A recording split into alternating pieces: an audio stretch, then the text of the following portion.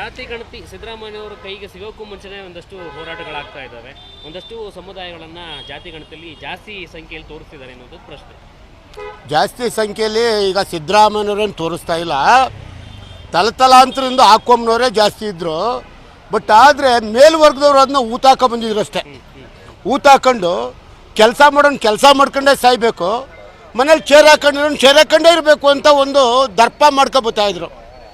ಇವರು ಸೇವಿಂಗ್ ಮಾಡೋಕೆ ಅಜಾಮ್ರವನು, ಕಸ ಗುಡ್ಸೋಕೆ ಜಲಗಾರವನು, ಮೀನು ಹಿಡಿಯೋಕೆ ನಾಯಕರವನು ಅಂತ ಮಾಡ್ಕೊಂಡು ಒಂದು 3-4 ಸಮುದಾಯ ತಮ್ಮದೇ ಆದ ದರ್ಪ ತೋರಿಸ್ಕೊಬಂದರು ತಲತಲಾಂತರದಿಂದ. ನಾವು ಅವ್ರ ಮನೇಲಿ ಜೀತ ಪದ್ಧತಿ ಮಾಡ್ಕೊಬಂದು ಶ್ರೀಮತಿ ಇಂದಿರಾ ಗಾಂಧಿ ಅವ್ರು ಬಂದಾಗ ಜೀತ ಪದ್ಧತಿ ಮುಕ್ತಿ ಮಾಡಿದ್ರಲ್ಲ, ಅವಾಗ ಇವರಿಗೆ ಒಂದು ಸ್ವಲ್ಪ ಚುರುಕಂತು. ಉಳುವವನೇ ಭೂಮಿ ಒಡೆ ಅಂದಾಗ ಇವರು 300 ರೂಪಾಯಿ 200 ರೂಪಾಯಿ ಹೋಗ್ಬಿಟ್ಟು ಬಡವರು ಜಮೀನುಗಳೆಲ್ಲ ತಗೊಂಡು ರಕ್ತ ಹೀರಿ ಸಾವುಕಾರ. ಅವಾಗ ಸಾನ್ಬಾಗ್ರು ಯಾರು ಬ್ರಾಹ್ಮಣರು, ಪಟೇಲ್ರು ಯಾರು ಲಿಂಗಾಯತರು, ಗೌಡ್ರು ಯಾರು ಚೇರ್ಮನ್ ಯಾರು ಗೌಡ್ರು. ನಾವೆಲ್ಲ ಬರೀ ಜೀತ್ ಕಾರ್ಯಕ್ರಮ ಮಾಡ್ಕೊಂಡಿದ್ದವರು.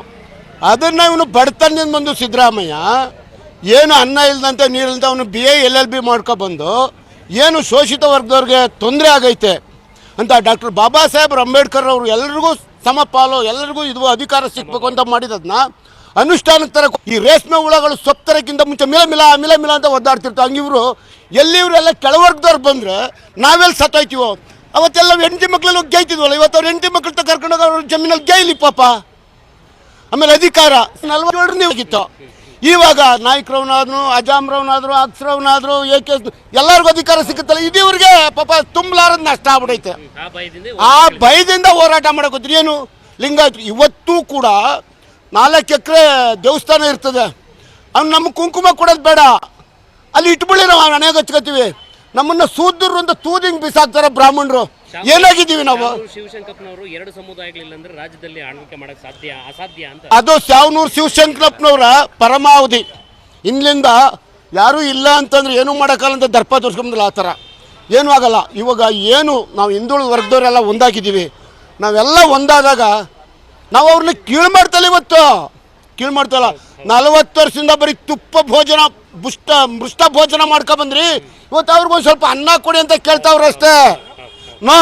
ನಮಗೆ ಮೃಷ್ಟಾನ್ನ ಬೇಕು ಅಂತ ಕೇಳ್ತಾ ಇಲ್ಲ. ನೀವು ಬರೀ ಹಾಸಿಗೆ ಮೇಲೆ ಮನಿಕತ್ತೀರಿ, ನಮಗೊಂದು ಸ್ವಲ್ಪ ಚಾಪೆ ಅಂತ ಕೇಳ್ತಾವ್ರು ಅಷ್ಟೇ. ಅದಕ್ಕೆ ಇವ್ರು ಚಾಪೆ ಕೊಡೋಕೆ ಇವ್ರಿಗೆ ಇಷ್ಟ ಇಲ್ಲ ಪಾಪ. ಇವ್ರಿಗೆ ಒಂದು ಧೋರಣೆ, ಇವ್ರಿಗೆ ಒಂದು ದುರಾಂಕಾರ, ನಾನೇ ನನ್ನಿಂದಾನೆ, ನನ್ನಿಂದ ಹಗಲು ಬೆಳಗಾಗಲ್ಲ ಅಂತ. ಅದು ಶಾಶ್ವತ ನಿಲ್ಲಲ್ಲ. ಅದರಿಂದ ಇವರು ಸಿದ್ದರಾಮಯ್ಯನವ್ರನ್ನಾಗಲಿ ಇನ್ನೊಬ್ರನ್ನಾಗಲಿ ದೂಸಿಸ್ಕೊಂಡು ತಿರುಗಾಡೋದು.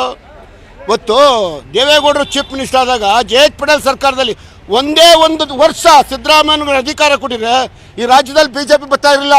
ದೇವೇಗೌಡರ ಕುರುಬನ್ನು ಕೊಡಬೇಕಾಯ್ತಂದ ಸೃಷ್ಟಿ ಮಾಡಿದ್ದು ಇವತ್ತು ಸರ್ಕಾರ ಬಂದು. ಹಿಂದೂಗಳು ಏನು ಯಾರನ್ನ ಹಿಂದೂಗಳು ಅಂತ ಇದ್ದಾರೆ ಇವರು? ದೊಡ್ಡವ್ರನ್ನ ಮಾತ್ರ ಹಿಂದೂಗಳು ಅಂತ ಇರೋದು. ಇನ್ನು ಅಲ್ಪಸಂಖ್ಯಾತರಲ್ಲಿ ನೀವು ಇಲ್ಲಿ ಜಾತಿ ಅಂತಲೇ ಮಾಡ್ಕೊಬಂದಿರೋದು. ಇದು ಹೋಗ್ಬೇಕು ಅಂತ ಸಿದ್ದರಾಮಯ್ಯನವ್ರು ಮಾಡ್ತಿದ್ರು ವಿನ ಅವ್ರದ್ದೇನು ನಾನು ಪಾಲ್ ಕಿತ್ಕೋಬೇಕು, ಅವ್ರ ಆಸ್ತಿ ವೈಯಕ್ತಿಕ ಅಲ್ಲ. ಇವರು ತಡ್ಕೊಳಕಂತ ಅವನ್ನ ದೂಷಣೆ ಮಾಡ್ತಾರೆ ಅಷ್ಟೇ.